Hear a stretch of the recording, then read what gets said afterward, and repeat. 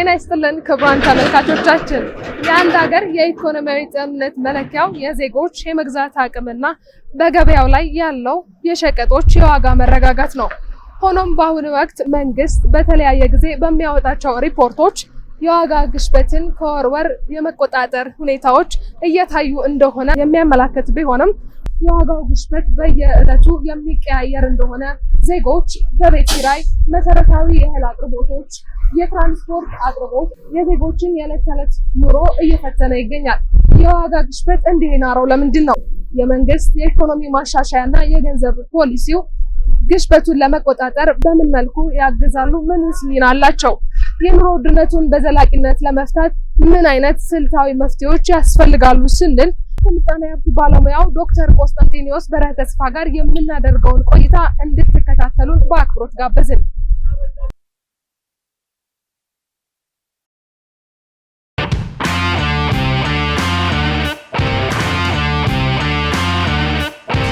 በኢትዮጵያ ውስጥ አሁናዊ የሆነውን የዋጋ ግሽበትና ምጣኔ ሀብታዊ ጉዳዮች ላይ ከምጣኔ ሀብት ባለሙያ ዶክተር ቆስጠንጢኖስ በርሀ ተስፋ ጋር ቆይታ ልናደርግ ነው። አብራችሁን ቆዩ። ፈቃደኛ ስለሆኑ እጅግ አድርጌ አመሰግናለሁ ዶክተር። ደህና፣ እንግዲህ የዋጋ ግሽበት ስንል ምን ማለታችን ነው? ከዚህ ከቃሉ ማብራሪያ እስቲ እንጀምር። እንግዲህ የዋጋ ግሽበት የተወሰኑ እቃዎች እና አገልግሎቶች በምን ያህል ዋጋቸው እንደጨመረ ለማሳየት ነው እና በየአመቱ ነው የሚለካው። ከአመት አመት ያለው ልዩነት በአብዛኛው ጊዜ እንደሚባለው በእንግሊዝኛው ባስኬት ኦፍ ጉድስ የሚባሉ አሉ። አንድ ቅርጫ ውስጥ የሚቀመጡ እቃዎችና ቁሳቁሶችና አገልግሎቶች ናቸው ምዘና ውስጥ የሚገቡት። ለምሳሌ ሀገራችን ውስጥ ምግብ ሊሆን ይችላል፣ የቤት ኪራይ ሊሆን ይችላል፣ ትራንስፖርት ሊሆን ይችላል። ስለዚህ እነዚህ ህዝብ በአብዛኛው የሚጠቀምባቸውን እነሱን ነው ዋጋ ልዩነት የምናየው ማለት ነው። አሁን ለምሳሌ ቅንጦት እቃዎች እዛ ውስጥ አይገቡም። የዋጋ ግሽበት በሚባልበት ጊዜ በህዝቡ ኑሮ ላይ ጫና ሊያደርስ የሚችል በገበያ ላይ ከፍተኛ ቀውስ ሊፈጥሩ የሚችሉ ነገሮች እና ከዛም አልፎ ደግሞ በሀገሪቱ የኢኮኖሚ እድገት ላይ ትልቅ ክፍተት ሊያመጡ የሚችሉ ነገሮች ናቸው። አሁን ባለው ሁኔታ የኢትዮጵያ ብሔራዊ ባንክ እንዲሁም ደግሞ ስታቲክስ አገልግሎት በየወሩ በሚያወጣቸው ሪፖርቶቹ የዋጋ ግሽበትን መቆጣጠር እንደተቻለ እንዲሁም ደግሞ ቅናሽ እያሳየ ነው የሚሉ ሪፖርቶች ይታያሉ። ይህ አሁን ላይ መሬት ላይ ካለው እውነታ ጋር እንዴት ይጣጣማል? እንግዲህ የዋጋ ግሽበት ስንል አሁን ለምሳሌ የኢትዮጵያ ዋጋ ግሽበት ከ30 በመቶ ወደ ነጠላ አሀዝ ወርዷል የሚል በሚዲያ እንሰማለን ከመንግስትም አካባቢና ይሄ ወደ 9% ገደማ 10% ገደማ ነው መሰለኝ ያለው። አሁን ይሄ ከአመት አመት የሚደረግ ምዘና ነው። በአጠቃላይ በ10 አመት ውስጥ ያለውን ስናይ ግን የዋጋ ግሽበቱ ከ450% በላይ ጨምሯል። የሰው ገቢ ግን በዛ ልክ አልጨመረም። ስለዚህ የዋጋ ግሽበት በሚኖርበት ጊዜ ሰዎች በተለይ እነዚህ ቋሚ ገቢ ያላቸው የመንግስት ሰራተኞች፣ በጡረታ የተገለሉ ወገኖቻችን እነዚህ ሁሉ ዋና የሚጎዱት እነሱ ናቸው። የግል ሴክተሩ ብዙ ጊዜ ዋጋ ግሽበት በሚኖርበት ጊዜ ለሰራተኞቹ ደሞዝ እየጨመረ ያንን ተጨማሪ እዳ የሚመጣበትን ወደ ሸማቹ ነው የሚያሳልፈው። ስለዚህ ሸማቾች ናቸው መጨረሻ የሚከፍሉት ማለት ነው። የግል ሴክተሩ ብዙ ጊዜ ተወዳዳሪ ደሞዝ እየከፈለ መኖር የሚችልበት መንገድ በዚህ መንገድ ነው። ሌላው ደግሞ ይሄ አምራቹ ገበሬው አለ። ገበሬው አሁን ለምሳሌ ዋጋ ግሽበት ሲጨምር የትራንስፖርት ዋጋ ጨመረ ማለት ነው። እሱ በማዳበሪያ ላይ ዋጋ ይጨምራል። ማዳበሪያ ዋጋ ሲጨምርበት ገበሬው ከፍተኛ ተጽዕኖ ይደርስበታል። እርግጥ ገበሬውም እህሉን ካመረተች በኋላ ዋጋ መጨመር ይችላሉ። ግን በአብዛኛው ይሄ ቋሚ ገቢ ያላቸው የምንለው ከተማ በተለያየ መንገድ የሚኖሩ ሰዎች እነሱ ላይ ከፍተኛ ጫና ያመጣል። የዋጋ ግሽበት በአፍሪካ አሁን ከፍተኛ ቀውስ እያመጣ ነው ያለው በመንግስታት ላይ። አሁን የግብፅን ስንመለከት ለ50 አመታት ዋጋ ያልቀየሩ ነገሮች አሉ። የዳቦ ዋጋ አልቀየረም። የነዳጅ ዋጋ በጣም ትንሽ ነው አሁንም እና እነዚህ ህብረተሰብ ቀውስ ያመጣሉ በሚል መንግስታት የሚከላከሏቸው ናቸው። ሌላው ሱዳን የሁሉ ትርምስ ገብተው አሁን ሁለት ተፋላሚዎች ጀነራሎች አገሩን ያፈረሱት ያሉት በዋጋ ግሽበት ምክንያት የመጣ ቀውስ ነው። ማሊ፣ ቡርኪና ፋሶ፣ ኒጀር የሚባሉ ሀገሮች ወታደራዊ መንግስት የተረከባቸው ምክንያት በዋጋ ግሽበት ምክንያት ወጣቱ ወጥቶ ሲጮህ ነው። በቅርቡ ማዳጋስካርም እንደዚሁ በነበረው የዋጋ ግሽበት መንግስት ለውጥ ተደርጎ ወታደሮች ስልጣን ይዘዋል። በአብዛኛው ጊዜ ተደራጅተው በህብረተሰብ ውስጥ ያሉ የወታደሩ ክፍል ስለሆነ ወታደሩ ነው ስልጣን የሚይዘው። ህግም ማስከበር የሚችለው ወታደሩ ስለሆነ ነውና ዋጋ ግሽበት ከፍተኛ ተጽዕኖ ነው ያለው በሀገር ሰላምና ኢኮኖሚ ላይ። አሁናዊ የሆነውን የገበያ ሁኔታ በሚመለከት ከማህበረሰቡ አስተያየት ለመሰብሰብ ጥረት አድርገናል። ያገኘናቸውን እንደሚከተለው እናጋራችኋለን። ውበቱ የተሻለ ነው። ከተማ አዲስ አበባ በጣም ልዩ ሆኗል። ግን በዚህ ነዋሪ በአዲስ አበባ ውስጥ ያለ አሁን ነዋሪው የኑሮ ሁኔታ በጣም ችግር ላይ ነው። ያንን ነገር መንግስት ቢያስተካክል አይቶት ተረድቶ አንዳንድ ነገሮች ቢስተካከል ጥሩ ነው ባይነኝ። አዎ በጣም እየጨመረ ነው የሚሄደው። ዛሬ ያየሽው ዕቃ በሁለተኛው ቀን አታዩ ጨምሮ ነው የምናገኘው። ማንኛውም ነገር ሁሉንም እስከ ምግብ ሳይሆን ማንኛውም እንስሳም ቢሆን ማንኛውም ነገር እየጨመረ ይሄዳል። ስለዚህ ይሄ ህዝብ ከአቅሙ በላይ ነው። ምክንያቱም ምንም ነገር የሌለው ህዝብ ዛሬ ወጥቶ አንድ ሽንኩርት 30 ብር ከሆነ ከነገ ወዲያ ሲል 40-50 ሆኖ ታገኘዋለሽ። የተረጋጋ ገበያ የለም ማለት አንድ አይነት ወጥ ገበያ የለም።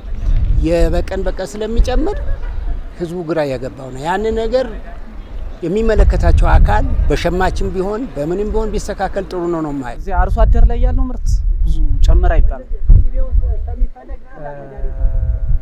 ግን እዚህ ያለው አንጻራዊ ሁኔታ ግን የከፋ ነው። ምክንያቱም እዚያ ላይ አሁን አርሶ አደር ላይ ያለው ምርት ላይ በኢኮኖሚ ጉዳይ እንዳለ ነው፣ ምንም የጨመረ ነገር የለም፣ የተሻለ ነው። ግን እዚህ ግን በጣም ያው በፊት አሁን ነጋዴዎች የሚልኩት ቀድሞ መጋዘን ላይ ያለ ነገር ግን ሳይጨምር እንደጨመረ ሆኖ በጣም የከፋ ነው እና ይሄ ትኩረት ቢደረግበት ተብሏል ኖሮ እና ይሄንን ያው መንግስት ትኩረት ቢያደርግበት። አንዳንድ ነገሮች ነጋዴ ተነስቶ ደሃ ማሳደር አሳጣ። እንኳን ኪሎ 2 ብር የምንገዛ ድሮ ዛሬ 7 ብር 6 ብር ሆነ። ደረቅ እንጀራ 2 ብር ብንገዛ 20 ብር 30 ብር ሆነ። የዚህች ላይ ነው ትንሽ መንግስት ለምን ረሳ? ደሃ ለምን ረሳ? ለምን አያስታውስም? ደሃ ለምን አያስታውስም? 3000 ይቀጠራል። እሱ 3000 ብር በወር 3000 በልቶ ቤት ኪራይ ከፍሎ ልብስ ልጆቹን አስተምሮ መኖር ይቻላል? አይቻልም። መንግስት ይሄ ለምን አይቆጣጠርም? ለምን አስተያየት አያረግም ነው ግምታችን። ለማንኛውም ልብ ውስጥ ያለው ይሄ ነው። የደሃ ቂጥሩ ደሞዙ ለምን እንደዚህ ሆነ? ቤት ኪራይ ለምን እንደዚህ ሆነ? ነጋዴ ትናንትና ዘይት፣ በርበሬ ሱቅ ተፍቶ ጠላ ቤት እንኳን ይጥፋ ነጋዴ አሞገሰ ነጋዴ። አሁን እኛ የምናስበው በትክክለኛ ከሆነ መንግስት ማለት ነጋዴ ማለት ብለናል። መንግስት ማለት ደግሞ ራሱ የቻለ መንግስት ኢትዮጵያ አስተዳዳሪ ነው። ለምን ከሱ በላይ ሆነ? መንግስት ነጋዴ ለምን አይቆጣጠርም? መንግስት ያለበት ሀገር አንድ ከመንግስት በላይ የለም። የደሃ ችግር ማለት አለማታቸው በጣም ትንሽ ልብ መታ አረገኝ እንጂ በሌላ በኩል ቆንጆ ነው። የዋጋ ግሽበቱ አሁን ላይ ዝቅተኛ የኑሮ ደረጃ ያለውን የማህበረሰብ ክፍል እየጎዳ ይገኛል የሚሉ መረጃዎች በተለያዩ ጊዜዎች ይወጣሉ። መንግስት የዜጎችን የመግዛት አቅም ለማሳደግና እንዲሁም ደግሞ ማህበራዊ ደህንነቶች ላይ እየሰራ የሚገኘው ስራዎች ምን ያክል ውጤታማ ናቸው?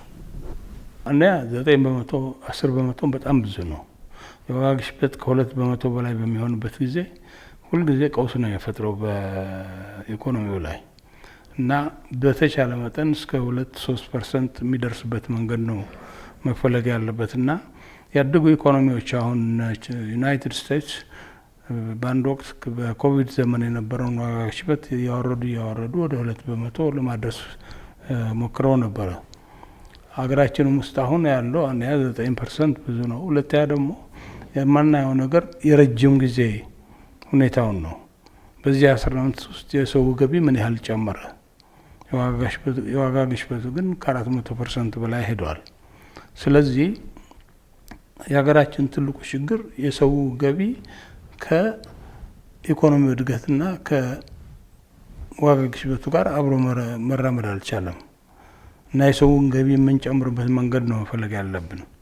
ይህንን ለማየት የኢትዮጵያ መንግስትና የተባበሩት መንግስታት የልማት ፕሮግራም አብሮ ሆኖ የሚያወጡት የሂውማን ዲቨሎፕመንት ኢንዴክስ የሚባል አለ። ሰዎች ምን ያህል የትምህርት እድል አገኙ፣ ምን ያህል የጤና አገልግሎት አገኙ፣ ምን ያህል እድሜ ይኖራሉ የሚለውን እዛ ላይ የሂውማን ዲቨሎፕመንት ኢንዴክስ የሚለው ሌላ ተአምር ነው የሚያሳየው፣ ሌላ ስዕል ነው የሚያሳየን። ምክንያቱም እዛ ላይ ብዙ የአፍሪካ ሀገሮች ከ0 እስከ 1 ነው የሚለካው፣ ከ5 በታች ናቸው ብዙ የአፍሪካ ሀገሮች እና የብሔራዊ ባንክ ካለፈው አመት የነበረው ዋጋ ግሽበት የገንዘብ ፍሰቱን በመቆጣጠር አሁን ለምሳሌ ባንኮች ካላቸው ወለድ ካፒታል ሊሰጡት የሚገባ ነገር 18% ብቻ ነበር፣ ወደ 24% ከፍ ብሏል። አሁን ያ ገንዘቡ ወደ ህብረተሰቡ ሄደው እየቀነሰ በሚሄድበት ጊዜ፣ ገንዘቡ በማይኖርበት ጊዜ ዋጋዎች እየቀነሱ ይሄዳሉ በሚል ግምት የሚደረግ ነገር ነው። አሁን ግን ያለንበት ሁኔታ ምንድነው? የረጅም ጊዜ ሁኔታውን ለማስተካከል የሰውን ገቢ ለመጨመር ነው ጥረት የሚደረገው ያለው እንጂ የሰው ገቢ ካልጨመረ በስተቀር ዋጋ ግሽበቱ በየአመቱ እየተስተካከለ ቢሄድም አሁን ያለው የገበያ ሁኔታ ሊቀየር አይችልም እና ብዙ አገሮች አሁን ለምሳሌ እንደ ዩናይትድ ስቴትስ ኮስት ኦፍ ሊቪንግ አጀስትመንት የሚባል አለ። ሰዎች ካላቸው የኑሮ መረብ እንዳይወርዱ፣ ከድህነት መረብ በታች እንዳይሄዱ የዋጋ ግሽበቱ ባለበት ሁኔታ መንግስት የመንግስት ሰራተኞችን ደሞዝ ያስተካክላል፣ የግል ሴክተሩ ደግሞ የግል ሴክተር ሰራተኞች ደሞዝ ያስተካክላል ማለት ነው እና እንደዚህ አይነት ነገሮች ለማድረግ አገሪቱ አሁን አቅም ያላት አይመስለኝም። የኢትዮጵያ ብሔራዊ ባንክ የገንዘብ አቅርቦትን በሚመለከት ግሽበቱን ለመቆጣጠር ያወጣው ይሄ የገንዘብ መጠቀም ጥብቅ ፖሊሲ በግል ዘርፉ አቅርቦት ላይ እንዲሁም ደግሞ በኢንቨስትመንት እንቅስቃሴ ላይ ምን አይነት አሉታዊ ጫና አሳድረዋል? እንግዲህ ብሔራዊ ባንክ ትክክል ነው። ወደ 80% የሚሆን የኢኮኖሚ ፖሊሲ የሚባለው በብሔራዊ ባንክ እጅ ያለ ነገር ነው። የቀረው በፊስካል ፖሊሲ የሚባለው የተወካዮች ምክር ቤት የሚያወጣው የመንግስት ገቢና ወጪን በተመለከተ ነው እና ብሔራዊ ባንክ ይህን ማድረጉ ትክክለኛ ነገር ነው። እርግጥ በኢንቨስትመንት ላይ እና በገንዘብ ዝውውር ላይ የሚደረገው ቅነሳ የግል ሴክተሩን በተወሰነ መልክ ሊገታው ይችላል። ባንኮችም ካላበደሩ በስተቀረ የራሳቸው ሁሉናም ለማረጋገጥ ያስቸግራቸዋል። ትልቁ የባንኮች ገቢ ከሚያበድሩት ገንዘብ የሚያገኙት ወለድ ነው።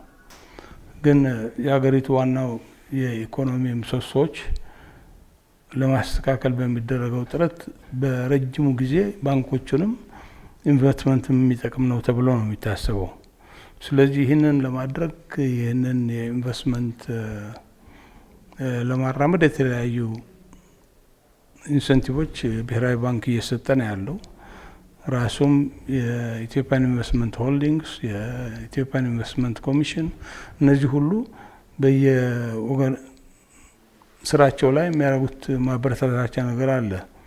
ግን በተወሰነ ጊዜ እንደዚህ አይነቱ የዋጋ ግሽበት በሚመጣበት ጊዜ ህዝቡንም ኢኮኖሚውንም ስለሚጎዳ በተወሰነ መልክ የኢንቨስትመንቱን ሁኔታ ቢጎዳው ይሻላል በሚል ነው የቆመው።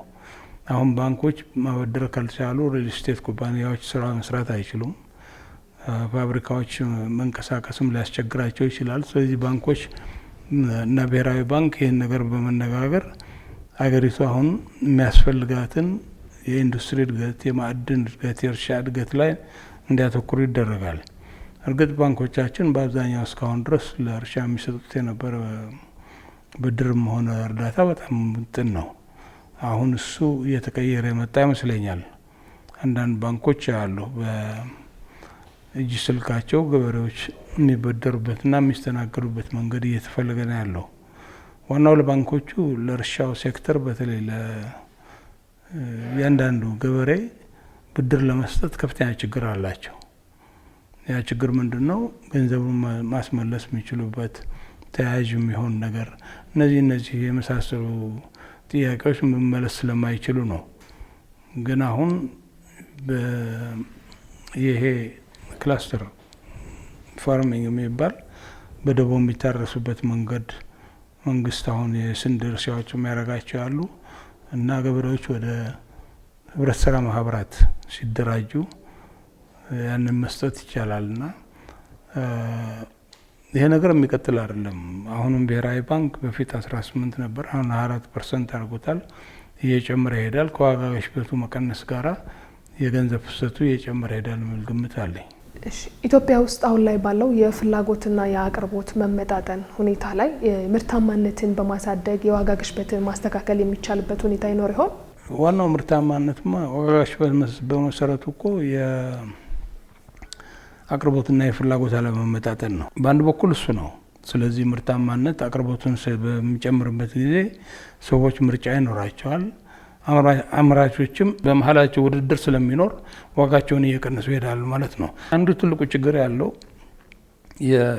አሁን ያለው ዋጋ ግሽበት ከብዙ ከውጭ የሚመጡ ነገሮች ጋር የተያያዘ ነው። ለምሳሌ ነዳጅ፣ ማዳበሪያ የመሳሰሉ ነገሮች ከውጭ የምናመጣቸው እስከ $20 ቢሊዮን የሚደርስ ቁሳቁሶችና አገልግሎቶች እናመጣለን ሀገራችን ውስጥ። ስለዚህ የውጭ ምንዛሬው የብር ምንዛሬ በወረደ ቁጥር በብር የሚከፈለው ገንዘብ ከፍተኛ የሆነ ሄድና ዋጋ ግሽበቱን ሊያመጣው ይችላል። ስለዚህ ምርታማነት በተወሰነ መልኩ አገር ውስጥ ያለውን ሁኔታ ሊያሻሽለው ይችላል ግምታል። ለምሳሌ ጥራጥሬ፣ እህል፣ ጤፍ፣ ስንዴ በተመለከተ እርግጥ ያም የትራንስፖርት ግብአት አለው፣ የማዳበሪያ ግብአት አለው እና ከውጭ የሚመጣ ግብአት አለው። ግን በተወሰነ መልኩ ከውጭ ከምናመጣው ስንዴ አገር ውስጥ የሚመረተው የረከሰ ይሆናል የሚል ግምት አለኝ። ወደፊት የዋጋ ግሽበትን ወደ አንድ አሃዝ ለማውረድ የተቀመጠው ግብ ከሀገሪቱ ወቅታዊ የኢኮኖሚ እቅድ እና እድገት ፍላጎት ጋር እንዴት ይጣጣማል? እንግዲህ የዋጋ ግሽበቱን ስንመለከት ብዙ ነገሮች ማየት ይኖርብናል። የኢኮኖሚክ ፖሊሲው ብቻ አይደለም። ሀገሪቱ ውስጥ ያለው አለመረጋጋት በተለያዩ ቀዮች ያሉ ወረዳዎች የማምረት ችሎታቸው የተቀነሰ ሊሆን ይችላል። ከፍተኛ መንግስት ሕግ ለማስከበር በሚያወጣው ወጪ ከፍተኛ ወጪ ስለሚሆን ያ ለልማት ሊውሉ የነበሩ በጀቶች ወደዛ ሊሻገሩ የሚችሉበት መንገድ አለ። የሙስና ችግር አለ። በቅርቡ በማዳበሪያ የአፈር ማዳበሪያ ያየነው ነው። በርከት ያሉ የመንግስት ኃላፊዎች በፍርድ ቤት እንዲጠየቁ ተደርጓል። ወደ 5.6 ቢሊዮን በህገወጥ ንግድ ከውጭ የሚመጣ ኮንትሮባንድ የሀገሪቱን ኢኮኖሚ ከፍተኛ ቀውስ ውስጥ ነው የሚከተው። አሁን ቻይና ውስጥ በሮቦት የሚሰሩ እቃዎች የሰው እጅ የማይነካቸው ነገሮች አሉ። አብዛኛዎቹ ነገሮች እነሱ ሳምንቱን በሙሉ 24 ሰዓት ተሰርተው የሚወጡ ናቸው። ለብዙ ቢሊዮን ሰው ደግሞ የሚመረቱ ናቸው። ዓለም በሙሉ ስለሚሰራጩ አንድ እቃ በርከት ብሎ በተመረተ ቁጥር ዋጋው እየቀነሰ ነው የሚመጣው። ያ ነው በኮንትሮባንድ ሀገራችን ውስጥ የሚገባው። ሀገራችን ውስጥ ያሉ አምራቾች ደግሞ እዚህ ሰራተኛ ከፍለው፣ ደሞዝ ከፍለው፣ ታክስ ከፍለው ከውጭ የመጣውን ምርት በውጭ ምንዛሬ ገዝተው ግብአቱን ማለት ነው እና ማሽነሪ ገዝተው ያመጡ ከነሱ ጋር መወዳደር አይችሉም። ስለዚህ የፋብሪካ ባለቤቶች ይዘውትና ስራውን እነሱም ማስመጣት ውስጥ ይገባሉ እና ሀገሪቱን በከፍተኛ ደረጃ ነው የሚጎዳው እና ስለዚህ ዋናው ነገር ምንድነው? ይሄ ወደ አንድ አሃዝ ማውረዱ አሁን በቅርቡ አውርደናል ብሏል ብሔራዊ ባንክም መንግስትም የማዕከላዊ ስታቲስቲክስ ቢሮም። ግን ካለው እውነታ ደግሞ ስናየው አሁን የምግብ ዘይት ዋጋ ምን ያህል ቀነሰ፣ የስኳር ዋጋ ምን ያህል ቀነሰ ብለን ስንመለከተው ብዙ ሰው ግራ የሚያጋባው ነገር ነው። ስለዚህ የዋጋ ግሽበት ወደ አንድ አሃዝ እየወረደ መሄድ ብዙ እንደምታ አለው። አንደኛ በኢኮኖሚው ላይ ከፍተኛ እድገት ሊያመጣ የሚችል ነገር ነው። ሁለተኛ በሰው ኑሮ ላይ ያለው ሁኔታ ሊያሻሽለው የሚችል ነገር ነው። በሶስተኛ ደረጃ ደግሞ የውጭ ቀጥታ ኢንቨስትመንት አገራችን እንዲገባ እነዚህ ነው ኢንቨስተሮች የሚመለከቱት። ከፍተኛ ዋጋ ግሽበት ባለበት ሁኔታ መጥተው እነሱ አምርተው ሊሸጡ የሚችሉበት መንገድ ላይኖር ይችላል። ኤክስፖርትም ሊያደርጉ የሚችሉበት ሁኔታ ላይኖር ይችላል። ስለዚህ የዋጋ ግሽበት መቆጣጠር ትልቁ የብሔራዊ ባንክ ስራ ነው። አሁን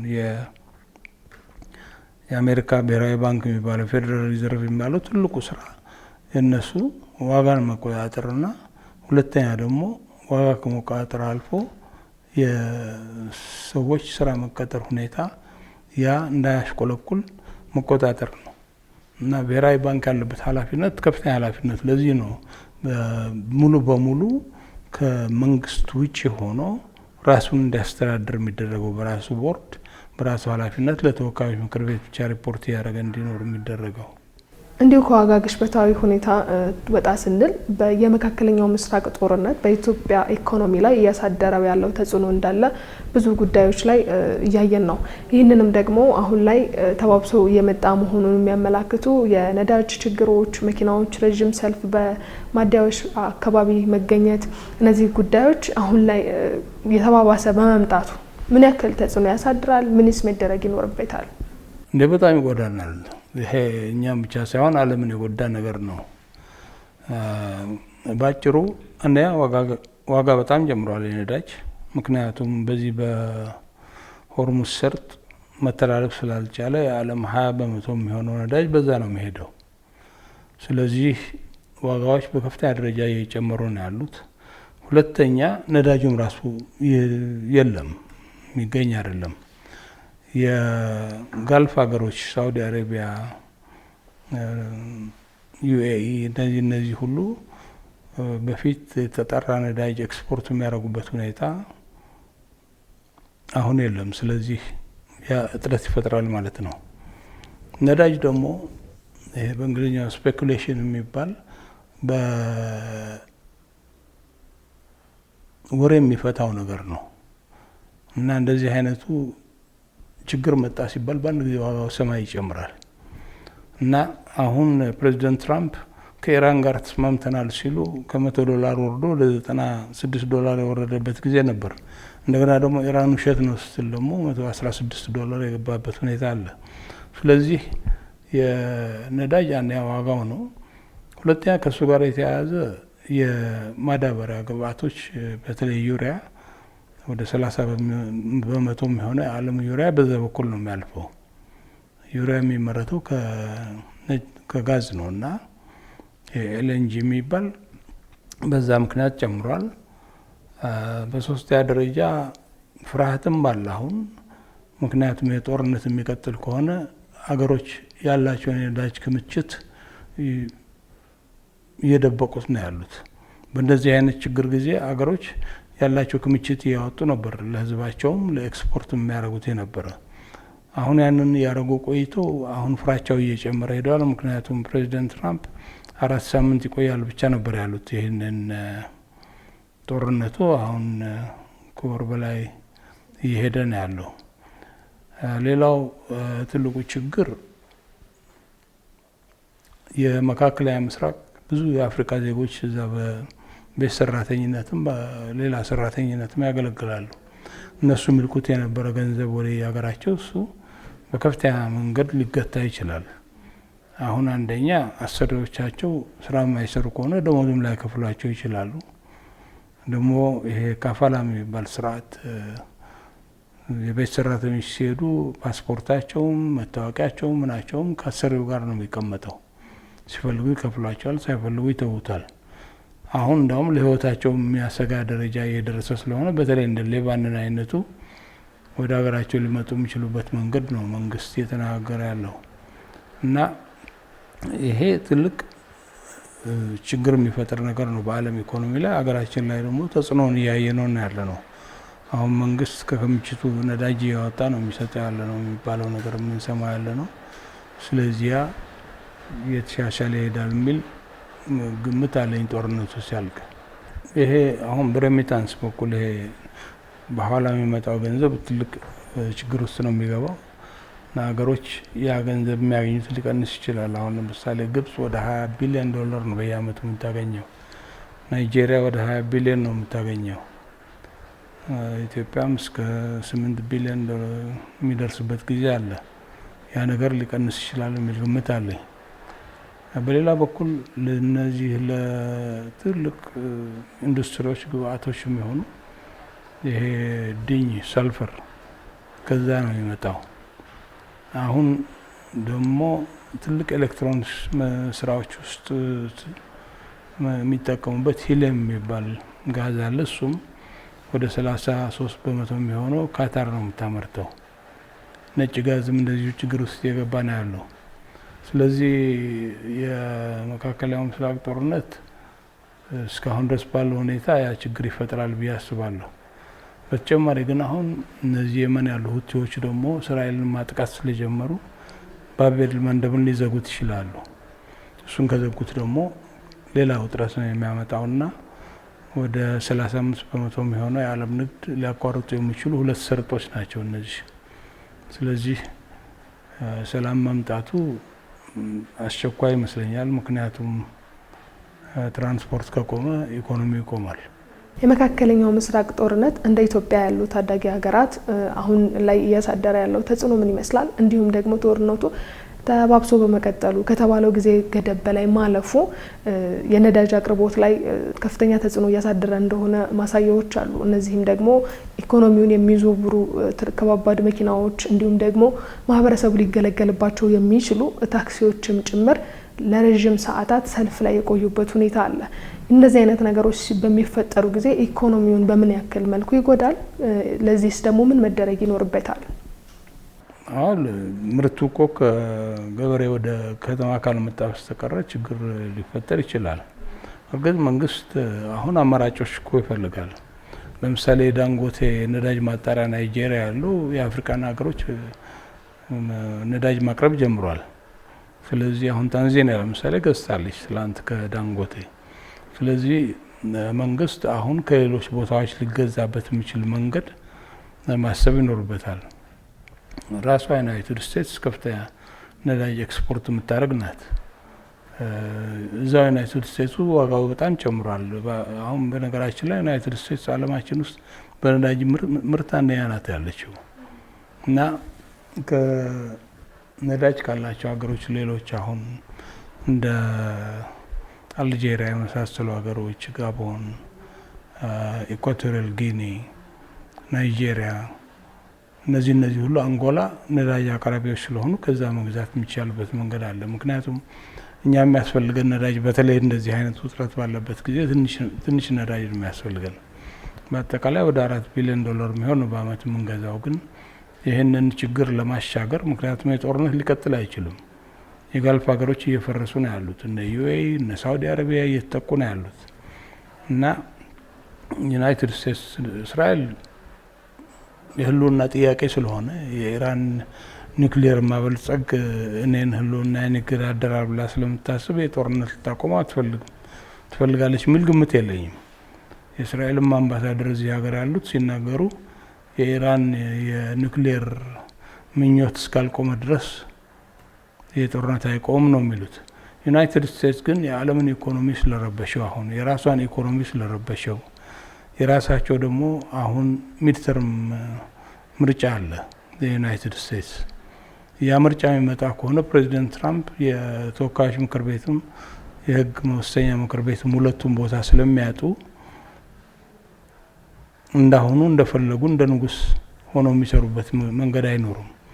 ስለዚህ እሳቸው ወደዛ ጥንቃቄ ያደረጉ ነው ያሉትና የኢራን ጦርነት ለማቋጨት እንዲሁ እኮ የሚያስቀው ነገር የኢራንን መንግስት እንቀይራለን ብሎ የጀመሩት ጦርነት አሁን አንድ የሆርሙዝ ሰርጥ እንከፍታለን በሚል ወደዛ ነው የተቀየረው። ሆርሙዝ ሰርጥ ድሮም ክፍት ነበር ለዓለም ንግድና ግራ የገባቸው ይመስለኛል እነሱ እና ጦርነቱ ረጅም ጊዜ ይሄዳል የሚል ግምት የለኝም። ግን የጦርነቱ ትሩፋት ረጅም ጊዜ ይሄዳሉ። ምክንያቱም አሁን ኢራንን ሲያጠቁ ሌሎቹ እስላማዊ ሀገሮች ዝም ማለታቸው ዩናይትድ ስቴትስ እዛው ጋልፍ ውስጥ የጦር ሰፈሮች አድርጋ ኢራንን ማጥቃቷ ይሄ እና አይሲስ እና አልካይዳ እንደገና እንዲፈልቁ ያደርጋቸዋል። ያ ለጋልፍ መንግስታት ከፍተኛ ችግር ስለሚፈጥር ከዛ ነዳጅ እናገኛለን ወደፊት የሚባለው ነገር እሳቤ እያደረግን ብንሄድ ነው የሚሻለው። እርግጥ ኢትዮጵያ ቀደም ብላ ብዙ ነገሮች አድርጋለች። የኤሌክትሪክ መኪኖች ብቻ እንዲገቡ ሀገሪቱ የወሰነችው ውሳኔ፣ የካሉብ ጋዝ አሁን መዳበሩና ማዳበሪያ ፋብሪካ እዛ መመስረቱ፣ ወደፊትም ነዳጅ ሊወጣበት የሚችል መንገድ ካለ ትልቅ ነገር ነው። ሁለተኛ የድንጋይ ከሰል ማምረቻዎች አሁን መፈጠራቸው ኢትዮጵያ ውስጥ ትልቅ ኤነርጂ የሚፈልጉ ድርጅቶች እንደ ሲሚንቶ ፋብሪካዎች ያን የድንጋይ ከሰል መጠቀም ይችላሉ ማለት ነው። ስለዚህ ወደዛ አቅጣጫ የሄድን በአስቸኳይ ከዚህ ከመካከለኛው ምስራቅ የነዳጅ አቅርቦት መውጣት ያለብን ይመስለኛል። ምክንያቱም ይሄ ጦርነት ቢቆምም በእስራኤልና በዩናይትድ ስቴትስ የተፈጠረው ጦርነት ቢቆምም አገሮቹ ሰላም ሆነው ይቀጥላሉ የሚባል ነገር በጣም ብዙ ጥያቄ ውስጥ የሚያስገባ ነገር ነው። የራሳቸው ሕዝብ ሊነሳባቸው እንደሱ ፈርተው እኮ ነው አሁን ከዩናይትድ ስቴትስና ከእስራኤል ጋር ሆኖ ኢራንን የማይቀጠቅጡት ያሉት እንጂ ዝም ብሎ የሚመጣውን ሮኬትና የሚመጣውን ሚሳይል የሚመጣውን ድሮን ማስቆም የመረጡት። እንደሱም ሆኖ አልቻሉም። ነዳጅ ቦታዎች እየተቃጠሉ ነው። ዱባይ ብዙ ነገሮች እየፈረሱ ነው ያሉት። ኢኮኖሚያቸው እየፈረሰ ነው። በአጠቃላይ የመካከለኛው ምስራቅ ብራንድ የብልጽግና አካባቢዎች ናቸው የሚባሉ ሰዎች በቱሪዝም የሚሄዱባቸው፣ ቤቶች የሚገዙባቸው፣ የመዝናኛ ቦታዎች የተስፋፉባቸው የነበሩ ከአሁን በኋላ አስቸጋሪ ነው እና ዱባይ ራሱ ወደ 120 ቢሊዮን ዶላር ነው ያጣቸው እስካሁን ድረስ በዚህ በጭቅጭቁና እስከ 600 ሺህ ድረስ የሆቴል ምዝገባዎች በአንድ ቀን የተሰረዙበት ሁኔታ ነው። ስለዚህ እነዚህ ሀገሮች በዚህ ሁኔታ ይቀጥላሉ የሚብል ግምት በጣም አስቸጋሪ ስለሆነ ኢትዮጵያ አሁን ነዳጅም ያስፈልጋል አሁን ምክንያቱም ከባድ የግንባታ መኪናዎች እንደ ቡልዶዘሮች አይነት በነዳጅ የሚሄዱ ናቸው። በኤሌክትሪክ ገና እነሱ መስራት አልቻለም። ስለዚህ ለእነሱና ለአንዳንድ ፋብሪካዎች ግብአት የሚሆን ነገር ከሌላ ከአፍሪካ ሀገር ልናመጣ የምንችልበትን መንገድ መታሰብ ይኖሩበታል ብዬ ገምታለሁ። ከመንግስት ባለፈ ይህንን ችግር ለመቋቋም ሀገሪቱ በከፍተኛ ሁኔታ ጉዳት ሳይደርስባት ከዚህ ችግር እንድትወጣ ማህበረሰብ ውስጥ በምን መልኩ ጥንቃቄ ያድርግ? ከዚህ በላይ እኮ ነዳጅ ኢትዮጵያ ውስጥ ቅንጦት አይደለም። እኛ ድሮ ወጣቶች ሆነን ላንጋኖ እንሄድ ነበር፣ ለዊኬንድ መዝናኛ ሶደሬ እንሄድ ነበር እና ያ ነገር ቀርቷል። አሁን ሰዎች እንደዚህ አይነት መዝናኛ የሚሄዱበት መንገድ የለም። በአብዛኛው ልጆቻቸውን ትምህርት ቤት ለማድረስ እነሱ ስራ ቦታ ለመሄድ የሚያደርጉት ነገር ነው። ዋናው ጥንቃቄ መደረግ አለበት በመንግስት አካባቢ ምናልባት አስፈላጊ ወጪዎች ከሌሉ ነው አሁን መንግስት የአመት ፈቃድ ውሰዱ ማለቱ የትራንስፖርት እንቅስቃሴውን ይቀንሰዋል፣ ያ ነዳጅ ይቆጥባል የሚል ግምት አለኝ። ሁለተኛ ሀገሪቱ ውስጥ ያሉት አሁን በኮንትሮባንድ ሽያጭ ሰሞኑን ስንሰማ የነበረ የነዳጅ ሽያጮች እነሱ ማስቆም ከቻል ነዳጁ ለሚገባው አገልግሎት ይውላል ማለት ነው። ሌላው ሀገሪቱ ውስጥ ያለው ህገወጥ ንግድ በአጠቃላይ ማስቆም የምንችልበት መንገድና እርግጥ መንግስት ሰላምና መረጋጋት ለማምጣት የምክክር ኮሚሽን አቋቁሟል፣ የሰላም ኮሚቴዎች አቋቁሟል። ግን ከዛ በላይ ምንም ማድረግ እንችላለን አሁን ያለው አለመረጋጋት? ምክንያቱም ያ ከነዳጅ ጋራ በቅርብ የተያዘ ነገር ነው። ከህግ ማስከበር ስራው፣ ህዝቦች ከሚያገኙት አገልግሎት፣ የነዳጅ ኮንትሮባንድ የሚፈጠረው የመንግስት የህግ አስከባሪዎች በሌሉባቸው አካባቢዎች ሊሆን ይችላል። ስለዚህ እነዚህ ሁሉ ነገሮች በማሰብ ይሄ ነገር ሁለተኛ እንድናስብ የሚያደርገንና መንግስትም በዚህ ጉዳይ ላይ በከፍተኛ ደረጃ የተነጋገረበት ያለ ነገር ይመስለኛል። ግን ባለድርሻ አካላት ከዚህ ጋራ የንግድ ህብረተሰቡ፣ ዩኒቨርሲቲዎች፣ የጥናትና ምርምር ተቋማት፣ የሲቪል ማህበራት፣ የሚዲያ ኢንቨስቲጌቲቭ ሚዲያ እነዚህ ሁሉ መንግስት ጋር ሰብሰብ ብሎ እየተነጋገሩ ወደፊት መፍትሄው ምን ይሆናል የሚለውን ጥያቄ መመለስ ያስፈልጋል። ምክንያቱም የሲቪል ማህበራትና የኢንቨስቲጌቲቭ ሚዲያ የህዝቡን ድምጽ ይዞ ይመጣሉ። የተለያዩ ደግሞ ተቋማት በጥናትና ምርምር ላይ ያሉና የንግድ ህብረተሰቡን የሚወክሉ ደግሞ ችግሩን በጎላ የሚያውቁት ነገር ስለሆነ መንግስት እንዲገነዘበው ቀላሉ ይችላል ማለት ነው። ክቡራትና ክቡራን አድማጮቻችን የዛሬው ዝግጅታችን በኢትዮጵያ ወቅታዊ የኢኮኖሚ ሁኔታና የዋጋ ግሽበት ላይ ያተኮረ ነበር። ከእንግዳችን ጋር በነበረን ቆይታ እንደተመለከትነው የዋጋ ግሽበት መቆጣጠር የመንግስት የፖሊሲ እርምጃዎችን ብቻ ሳይሆን ምርታማነትን ማሳደግና የገበያ ሰንሰለትን ግልጸኝነት የሚጠይቅ ሂደት እንደሆነ ተመልክተናል። የዜጎችን የመግዛት አቅም እንዲመለስና ኢኮኖሚው እንዲረጋጋ የሚያደርጉ ጥረቶች ውጤታቸው ምን ሊሆን እንደሚችል ወደፊት የሚታይ ይሆናል። በጉዳዩ ላይ ከምጣኔ ሀብት ባለሙያ ዶክተር ቆስጠንጢኖስ በረህ ተስፋ ጋር ያደረግነው ቆይታ ይህንን ይመስል ነበር። በፕሮግራም ክፍላችን ስም ዶክተርን እጅግ አድርገን እያመሰገንን ከሌሎች የኢሳት ፕሮግራሞች ጋር በቀጣይ እስክንገናኝ ድረስ ሰናይ ጊዜን ተመኘን። በቀጣይ ለምናሰናዳቸው ፕሮግራሞች እንድትከታተሉን በአክብሮት እየጋበዝን ለዛሬው እዚህ ላይ አበቃን።